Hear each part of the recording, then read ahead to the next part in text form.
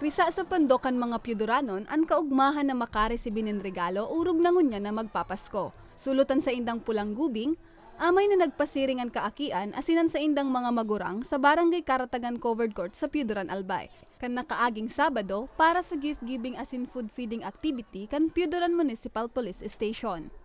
Enterong nakikulitan asin nakiugman mga partisipante sa ipiglatag ng mga pakawat kan hepatura. Ang 5 anyos na aki ni Nanay Maricel Bulalake kan Purok 2 Barangay Malidong, ang saro sa ginatos na kaakian na napili nga ni maging benepisyaryo kan aktibidad. Sigun kay Nanay Maricel, matinindaan pagmakulog kan kapulisan sa mga siring nindang kapusman sa buhay. Papasalamat po ako dahil isa po ang anak ko sa nakasali po sa sa kanilang maagang pamasko. Tsaka enjoy naman po silang lahat. Labi man ang kaugmahan kan 69 anyos na si Lolo Dante Bulalakaw kan Barangay 4 Piudoran, Albay na mahiling na maugman sa iyang mga makuapo na sinda Zoe asin Aaron Dave huli kan sorpresa kan kapulisan.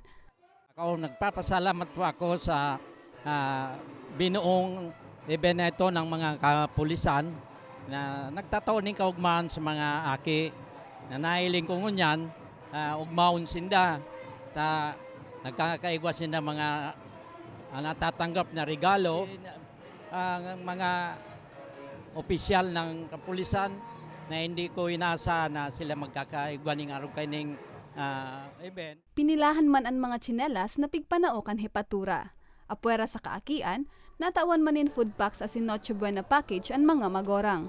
Sigun sa hepe kan Piudoran Municipal Police Station na si Police Captain Philip Nathaniel San Buenaventura, antes pa man kan sa iyang paninirbihan. Saro lang tradisyon kan istasyon ang pananaonin regalo sa piling residentes kan banwaan, na sa iya man na ikinakaugmang ipadagos asin pinaghandaan katuwangan sa iyang lambang personahes. Naging best practice na po natin ito, kumbaga naging tradisyon na natin ito.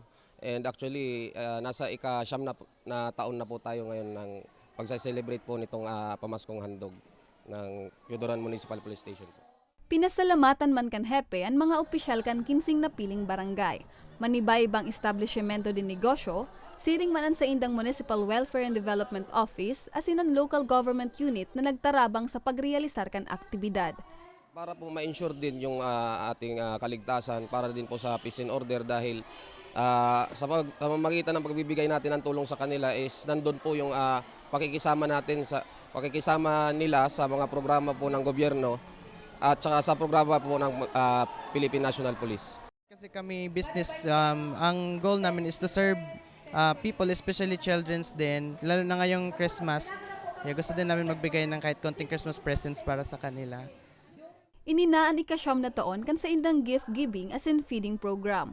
Ngunya na taon, labi sa 150 chikiting ang benepisyaryo kan hepatura. Para sa mga baretang tatak Bicol, Jennifer Pulinar.